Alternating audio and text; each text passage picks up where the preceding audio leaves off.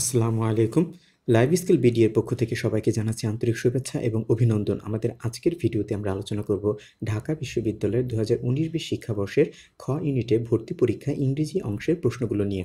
এই ইংরেজি অংশে মোট 16টি প্রশ্ন রয়েছে। আমরা সেই প্রশ্নগুলো এক এক করে সমাধান করার চেষ্টা করব। আমাদের প্রথম প্রশ্ন, We have not been given dash update on the patient's condition. এখানে বলা হচ্ছে we have not been given অর্থাৎ আমাদেরকে দেয়া হয়নি dash update on the patient's condition, রোগীর বর্তমান অবস্থা বা রোগীর অবস্থা সম্পর্কে কোনো আপডেট আমাদেরকে দেয়া হয়নি। প্রশ্নে এটাই বলা হয়েছে। এখানে 4টি অপশন রয়েছে। Option A some, option B none, option C any, option D much. এই 4টি অপশনের সবগুলোই এক ধরনের ডিটারমিনার। আর আমরা জানি একটি নেগেটিভ সেন্টেন্সের ডিটারমিনার হিসাবে এনি বসে, আর সাম, নান বা মাচ এগুলো অ্যাফার্মেটিভ সেন্টেন্সের ডিটারমিনার হিসেবে ব্যবহৃত হয়। অর্থাৎ এই we have not been given বাক্যটি নেগেটিভ হওয়ার কারণে এখানে সঠিক উত্তর অপশন সি এনি। কোশ্চেন নং 2, There is a liberation sculpture dash arts building of the University of Dhaka. এই বাক্যটির অর্থ there is a liberation sculpture অর্থাৎ একটি মুক্তিযুদ্ধের ভাস্কর্য রয়েছে dash arts building of the university of Dhaka, Dhaka বিশ্ববিদ্যালয়ের আর্টস বিল্ডিংয়ের ড্যাশ।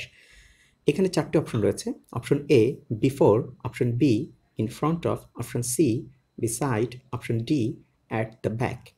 আমরা জানি ঢাকা বিশ্ববিদ্যালয়ের আর্টস বিল্ডিং বা কলা ভবনের সামনে রয়েছে এই মুক্তিযুদ্ধের ভাস্কর্যটি। তো একটি জিনিসের সামনে আরেকটি জিনিস অবস্থিত এমন বোঝাতে আমরা ইন ফ্রন্ট অফ ব্যবহার করি। যেমন কেউ যদি বলে আমার রুমের সামনে একটি বাগান রয়েছে, তাহলে তাকে বলতে হবে there is a garden in front of my room. অর্থাৎ এই প্রশ্নটির সঠিক উত্তর অপশন বি। কোশ্চেন নং 3, Coleridge's poem the rime of the ancient mariner is a dash. এখানে বলা হচ্ছে স্যামুয়েল টেইলর কোলরিজ নামে যে একজন সাহিত্যিক রয়েছেন, তিনি একটি কবিতা লিখেছেন the rime of the ancient mariner. এটি কী ধরনের কবিতা? এখানে 4টি অপশন রয়েছে। Option A lyric, option B sonnet, option C ode, option D ballad. আমরা জানি লিরিক হলো কোনো কবিতা বা গানের লিখিত রূপ, আর সনেট হলো 14টি অক্ষর দিয়ে 14টি লাইনে রচিত এক ধরনের বিশেষ কবিতা। আর ওড বলতে বোঝায় এমন ধরনের কবিতা যা কোনো ব্যক্তি বা বস্তুর প্রশংসা করে লেখা হয় এবং এগুলোর ছন্দগুলো থাকে অনিয়মিত। আর অপশন ডিতে যে ব্যালাড রয়েছে, এই ব্যালাড হলো কোনো প্রাচীন কাহিনী সংবলিত গীতি কবিতা, সাধারণত কোনো করুণ কাহিনী নিয়ে গানে গানে কবিতার মতো করে যা তৈরি করা হয় সেটি হলো ব্যালাড, তাই একে বলা হয় গীতি কবিতা। তো এখানে the rime of the ancient mariner একটি ব্যালাড যেটি স্যামুয়েল টেইলর কোলরিজ লিখেছেন। অর্থাৎ এই প্রশ্নের সঠিক উত্তর অপশন ডি।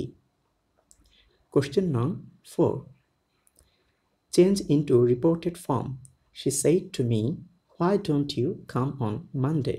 এই প্রশ্নে একটি বাক্য দিয়ে বলা হয়েছে এটিকে রিপোর্টেড স্পিচে পরিবর্তন করতে হবে। অর্থাৎ আমরা ন্যারেশনের যেটাকে বলি আমরা ইনডাইরেক্ট ন্যারেশন, এই ইনডাইরেক্ট ন্যারেশনে এটাকে পরিবর্তন করতে বলা হয়েছে। এখানে 4টি অপশন রয়েছে।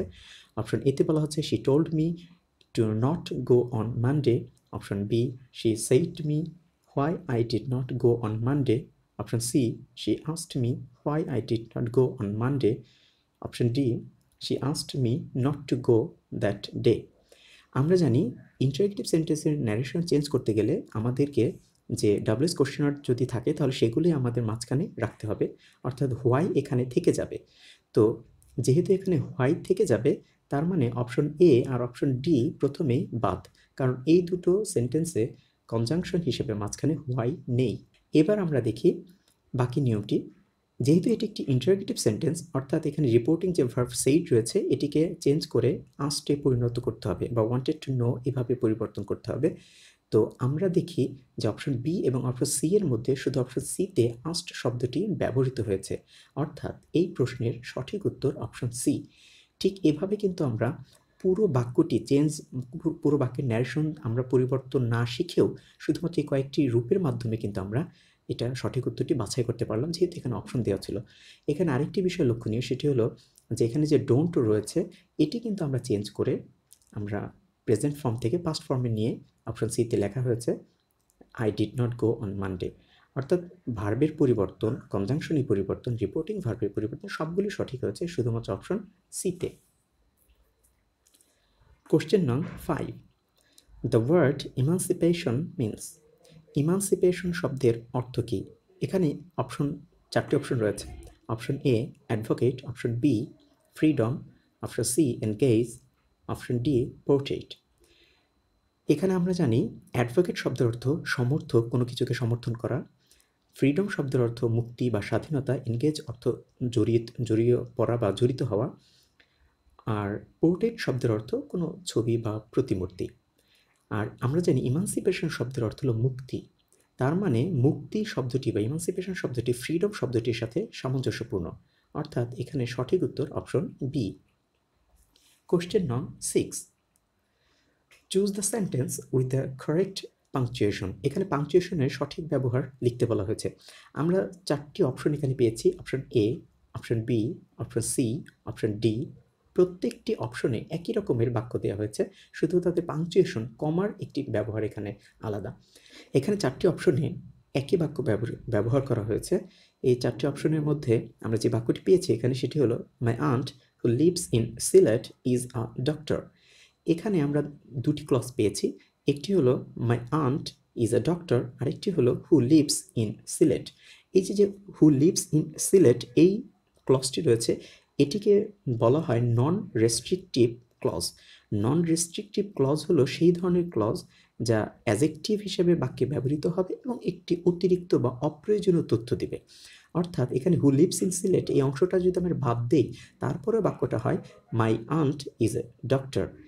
এই যে নন রেস্ট্রিকটিভ বা অপ্রয়োজনীয় তথ্য বাক্যের মধ্যে সংযোজন করা হয়, এর আগে এবং পরে কমা দিতে হয়। এটি হলো এই প্রশ্নে পাংচুয়েশনের ব্যবহার। অর্থাৎ এখানে মাই আন্টের পরে একটি কমা হবে এবং সিলেটের পরেও একটি কমা হবে। ঠিক এই পাংচুয়েশনটি ব্যবহার করা হয়েছে অপশন বিতে। সেখানে মাই আন্টের পরে একটি কমা দিয়ে এবং সিলেটের পরে আরেকটি কমা দেওয়া হয়েছে। অর্থাৎ এই প্রশ্নের সঠিক উত্তর অপশন বি। কোশ্চেন নং 7. In the sentence, the rescuers snatched the children from a perfect storm. The underlined phrase means. এখানে এ পারফেক্ট স্ট্রম এই শব্দটির নিচে আন্ডারলাইন করা হয়েছে এবং এর অর্থটি বলা হয়েছে, এটি একটি ফ্রেজ। এখানে পুরো বাক্যের অর্থটি আমরা দেখি। The rescuer snatched the children, অর্থাৎ শিশুদেরকে ছিনিয়ে নিল। এখানে ছিনিয়ে নেওয়া বলতে বোঝানো হয়েছে তাদেরকে বাঁচালো। তো কি থেকে বাঁচালো? এ পারফেক্ট স্ট্রম থেকে বাঁচালো। তো পারফেক্ট স্ট্রম মানে কি? এখানে চারটি অপশন দেওয়া আছে। Option A gusty wind, option B the worst situation, option C grave illness, option D a great challenge. Oxford dictionary অনুযায়ী এ পারফেক্ট স্ট্রম এর অর্থ বলা হয়েছে এক্সট্রিমলি ব্যাড সিচুয়েশন বা খুব বাজে পরিস্থিতি। অর্থাৎ রেস্কিউররা শিশুদেরকে খুব বাজে একটা পরিস্থিতি থেকে তাদেরকে রক্ষা করেছে। অর্থাৎ এই অর্থটি শুধুমাত্র option B the worst situation, অর্থাৎ খুব বাজে পরিস্থিতি, এখান থেকে শুধুমাত্র অর্থটি পাওয়া যায়। তাই এই প্রশ্নের সঠিক উত্তর অপশন বি। কোশ্চেন নং 8. The poet William Blake has compared the schoolboy to dash. এই প্রশ্নে বলা হয়েছে যে উইলিয়াম ব্লেক তিনি স্কুল বয়কে কম্পেয়ার করেছেন, তুলনা করেছেন কিসের সাথে? এই প্রশ্নটি ইন্টারমিডিয়েটের টেক্সট বুক থেকে তুলে দেওয়া হয়েছে। এখানে চারটি অপশন রয়েছে। A prisoner, option B a great scholar, option C caged bird, option D a brave warrior. আমরা জানি উইলিয়াম ব্লেক তার দ্য স্কুল বয় কবিতায়, যেটি ইন্টারমিডিয়েটের পাঠ্যপুস্তকে রয়েছে, এই কবিতার চতুর্থ স্ট্যান্ডায় 16 ও 17 নম্বর লাইনে শিশুটির বর্ণনা দেওয়ার সময় তিনি বলেছেন, how can the bird is born for joy sit in a cage and sing. অর্থাৎ একটা পাখি যার জন্ম হয়েছে আনন্দ করার জন্য, সে কিভাবে একটি খাঁচার মধ্যে আটকে থাকবে এবং গান গাইবে। অর্থাৎ এখানে যে দ্য বার্ড যে কথাটি বলা হয়েছে, এটি আসলে ওই শিশুটিকে তিনি তুলনা করেছেন। আর এই পাখিটা কোথায় থাকার কথা বলা হচ্ছে? খাঁচার ভিতরে। অর্থাৎ তিনি শিশুটিকে একটি খাঁচার পাখির সাথে তুলনা করেছেন, যেটি রয়েছে অপশন সিতে এ কেজড বার্ড। অর্থাৎ এই প্রশ্নটির ঠিক উত্তর অপশন সি। কোশ্চেন নং 9. অরফিউস প্যারেন্টস ওয়ার। এটিও ইন্টারমিডিয়েটের টেক্সট বুক থেকে তুলে দেওয়া একটি প্রশ্ন, যেখানে অরফিউস গ্রিক পুরাণের একজন ক্যারেক্টার। তো অরফিউসের বাবা মা বা প্যারেন্টস সম্পর্কে বলতে বলা হয়েছে, সেই প্যারেন্টস কারা ছিল? এখানেও চারটি অপশন রয়েছে। Option A Apollo and muse Calliope, option B Jupiter and Athena, option C Hercules and Athena, option D Venus and Apollo. ইন্টারমিডিয়েটের ইংলিশ টেক্সট বুকের 114 নম্বর পৃষ্ঠায় 2 নং এক্সারসাইজে প্রথম লাইনে বলা হয়েছে Orpheus was the son of Apollo and the muse Calliope, অর্থাৎ অরফিউসের বাবা মা ছিল অ্যাপোলো এবং মিউস ক্যালেব।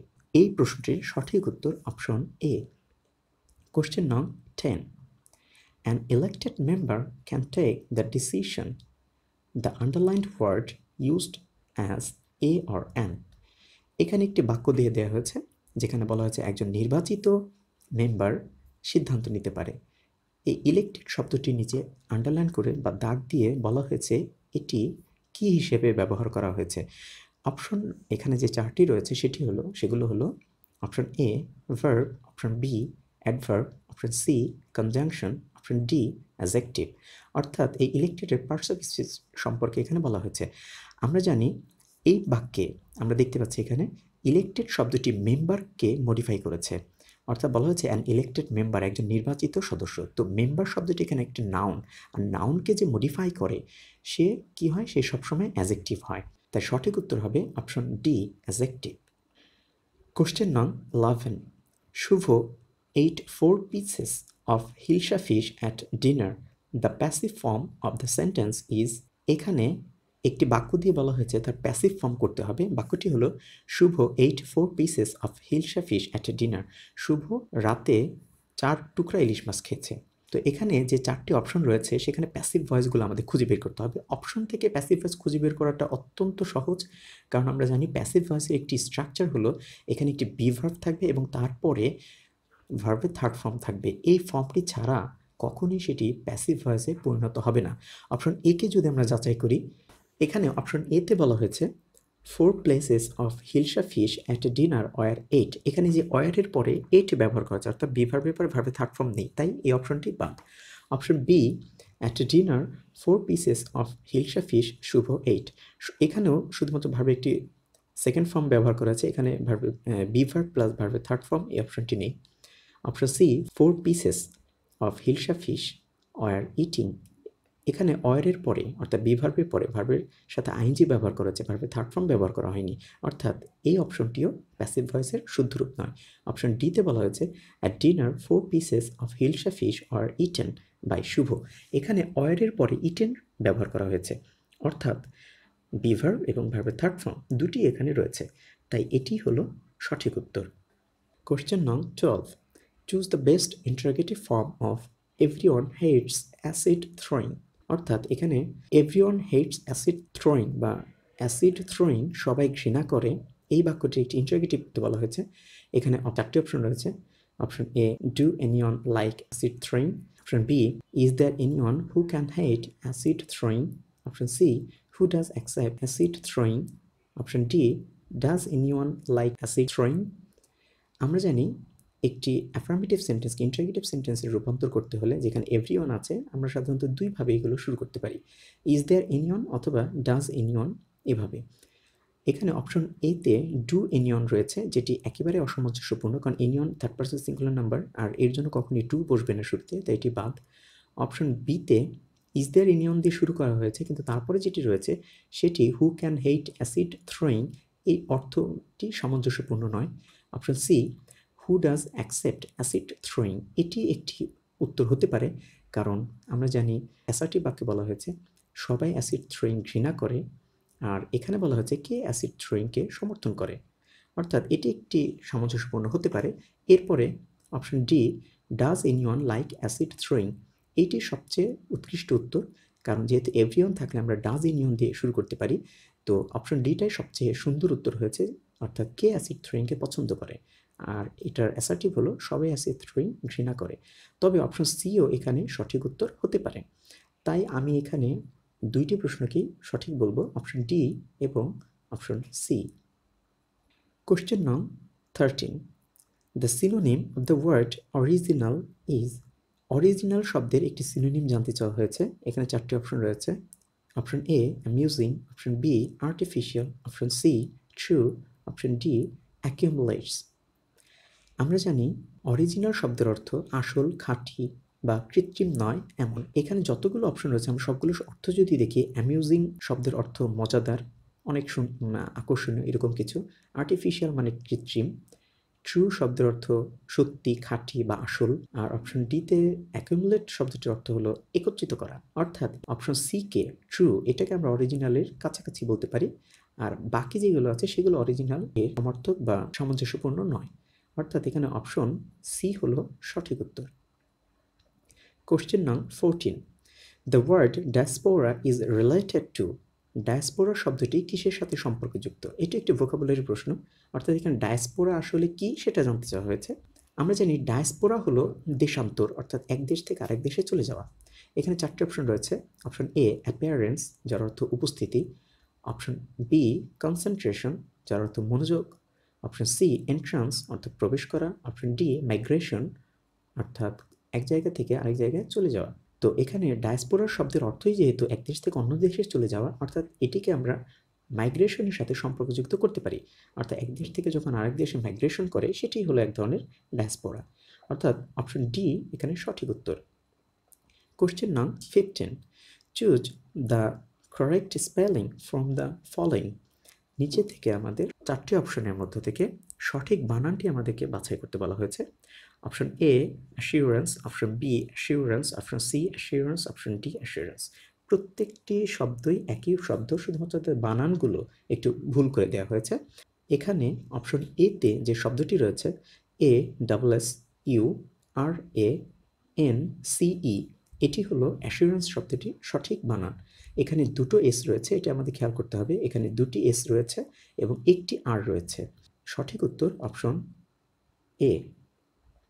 কোশ্চেন নং 16, people lauded Mandela's humanity, kindness and dignity.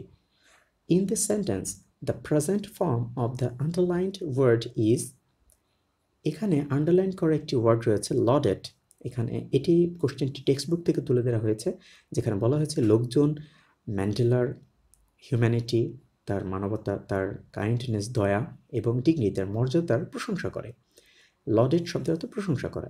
এখানে বলা হচ্ছে যে এই লডেড বা আন্ডারলাইন করা যে ওয়ার্ডটি রয়েছে এটির প্রেজেন্ট ফর্ম কি। অপশন রয়েছে চারটি। Option A loud, option B led, option C lead, option D laud. আমরা জানি লডেড এটি পাস্ট ফর্ম আর তার প্রেজেন্ট ফর্ম হলো লড, LAUD। অর্থাৎ এখানে সঠিক উত্তর অপশন ডি। প্রিয় শিক্ষার্থীবৃন্দ, এই প্রশ্ন এবং ব্যাখ্যাগুলো যদি আপনি বই আকারে পেতে চান তাহলে ভিউ পাবলিকেশনস থেকে প্রকাশিত কোশ্চেন ম্যানুয়াল নামে একটি বই আপনি বাজারে পাবেন। সেই বইটি সংগ্রহ করে এই প্রশ্নগুলো পড়তে পারেন। আপনার নিকটস্থ লাইব্রেরিতে বইটি না পেলে আমার ডেসক্রিপশনে দেওয়া ফোন নাম্বার থেকে যোগাযোগ করে আপনি বইটি সংগ্রহ করতে পারবেন। আজকের মতো এখানেই সমাপ্তি। দেখা হবে অন্য কোনো দিন অন্য কোনো ভিডিওতে, যেখানে আমরা আরেক বছরের ঢাকা বিশ্ববিদ্যালয় ইংরেজি প্রশ্নের ব্যাখ্যা নিয়ে আলোচনা করব। ভালো থাকবেন সবাই। আল্লাহ হাফেজ।